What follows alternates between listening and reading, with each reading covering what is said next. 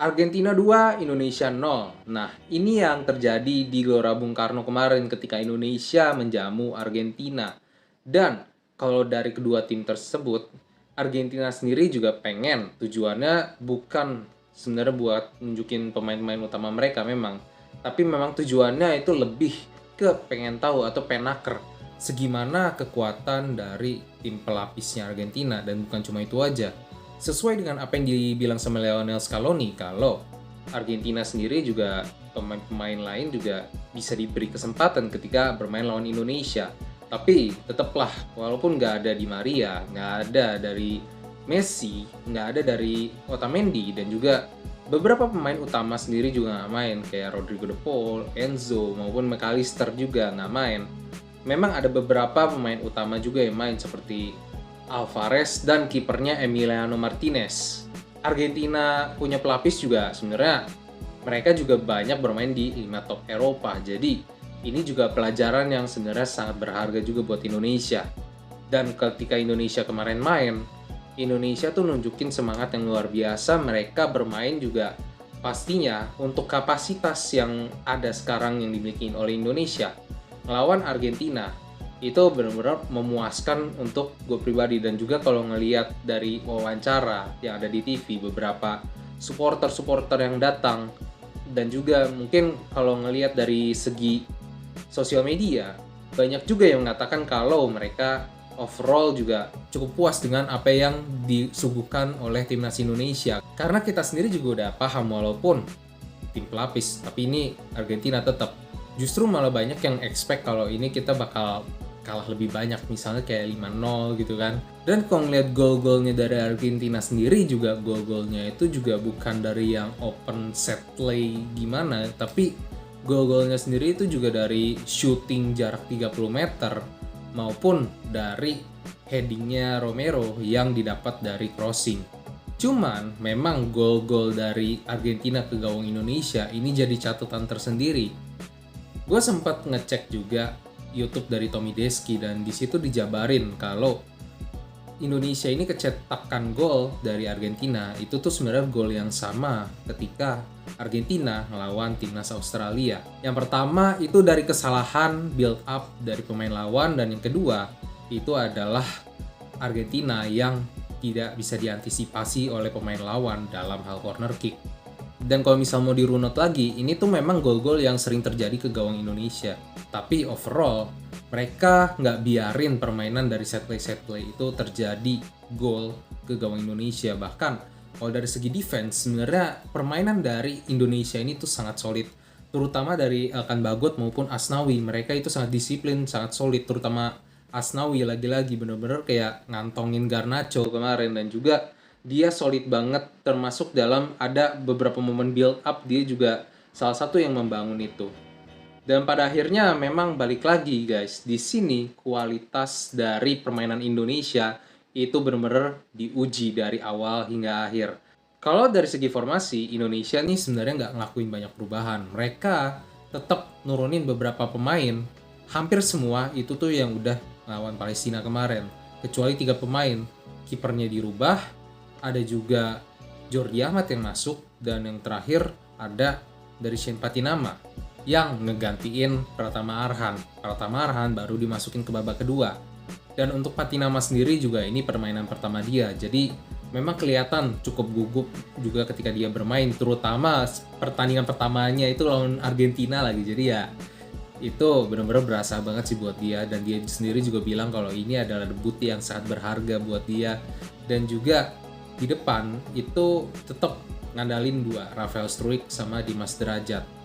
Tapi memang secara formasi jadinya 3-5-2, bukan 4-3-3 lagi. Sehingga secara defense dia bisa lebih kokoh ataupun lebih bisa menahan gempuran-gempuran dari serangan Argentina yang nurunin formasi 4-3-3 seperti biasa guys. Kalau ngelihat dari babak pertama, Indonesia itu digempur abis-abisan sama Argentina.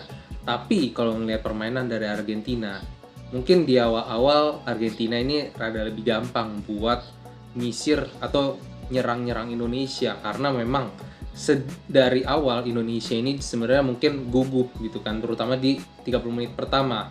Tapi ketika udah 30 menit ke atas, Indonesia udah bisa mulai ngebaca permainan dari Argentina, udah bisa mulai ngimbangin pace-nya Argentina.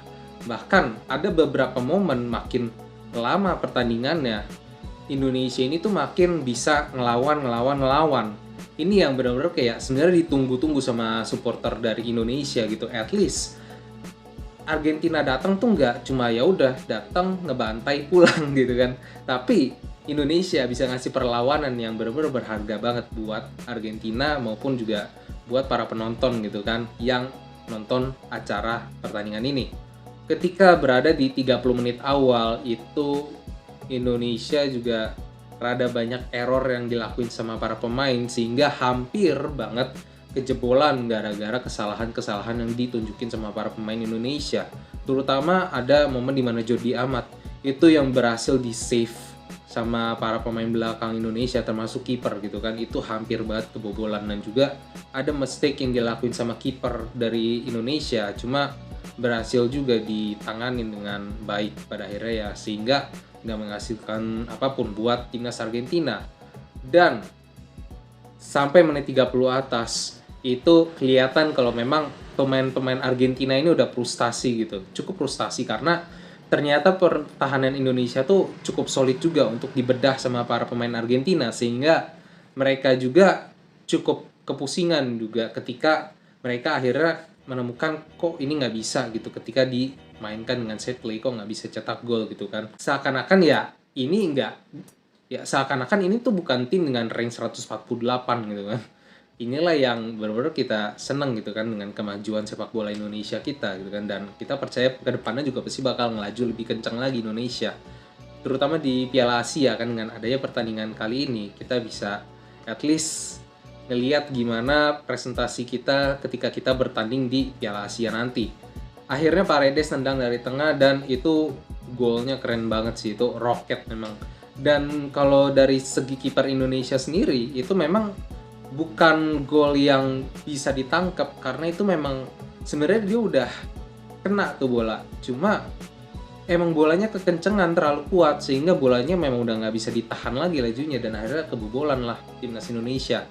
Tapi memang satu sisi salut juga sih sama pemain Indonesia, memang udah kebobolan satu tapi mereka nggak nyerah, justru mereka tuh lebih banyak inisiatif buat mulai serang sampai ada satu peluang yang sebenarnya itu sayang banget dan ini kelihatan nunjukin gimana lini depan ataupun as a whole ketika Indonesia udah ada di depan gitu kan. Dan mungkin yang ada jadi catatan dari pertandingan ini adalah gimana Indonesia finishing ini sebenarnya kalau dari segi placing ini udah cukup oke, tapi yang jadi PR buat timnas Indonesia itu adalah dari segi power ketika mereka nendang. Kelihatan banget ketika mereka nendang maupun dari lawan Palestina dan sekarang lawan Argentina, itu tuh kelihatan powernya itu cenderung lemah karena mereka cenderung lebih mengutamakan akurasi tendangan gitu kan. Tapi pada akhirnya tendangan-tendangan yang mereka lakuin itu powernya kurang sehingga masih gampang dihalau ataupun ditangkis sama kiper. Dan salah satunya itu ada di tendangan Mark Klok kemarin. Babak kedua, Argentina tetap nyerang-nyerang tapi Indonesia kali ini mereka bikin perubahan yaitu dengan Pratama Arhan masuk gantiin Shane Patinama. Argentina ngerasain kombo-kombonya dari Arhan sama Elkan Bagot. Pratama Arhan sebagai pelempar jarak jauh, dia berhasil beberapa kali ngancem pertahanan ataupun gawang dari Emiliano Martinez. Dan once again Pratama Arhan kalau udah ngelakuin lemparan jauh itu ngeri coy. Dan sempat disinggung sama komentator Firman Utina yang bilang kalau mungkin Sintayong juga udah tahu kalau handling di duel udaranya dari Emiliano Martinez ini kurang sehingga bisa dimanfaatin bola-bola throw in dari Pratama Arhan. Dan memang itu yang terjadi gitu, beberapa kali Emiliano Martinez ini kalah ketika duel udara dengan misalnya contoh Elkan Bagot ketika Pratama Arhan ngelakuin throw in jauh gitu kan ke arah kotak penalti dari Argentina, sehingga ini benar-benar mengancam gitu kan seenggaknya pertahanan dari Argentina. Tapi memang pada akhirnya defense dari Argentina ini ngelakuin tugasnya dengan baik sehingga bola-bola dari Pratama Arhan dan Elkan Bagot maupun para pemain Indonesia gitu kan yang ada di kotak penalti Argentina itu tuh bisa dihalau dengan baik sama defense Argentina. Nah, ngomongin gol kedua. Gol kedua ini kan datangnya juga dari set piece. Nah, ini memang kali ini Christian Romero ini dibiarin bebas sama para pemain Indonesia.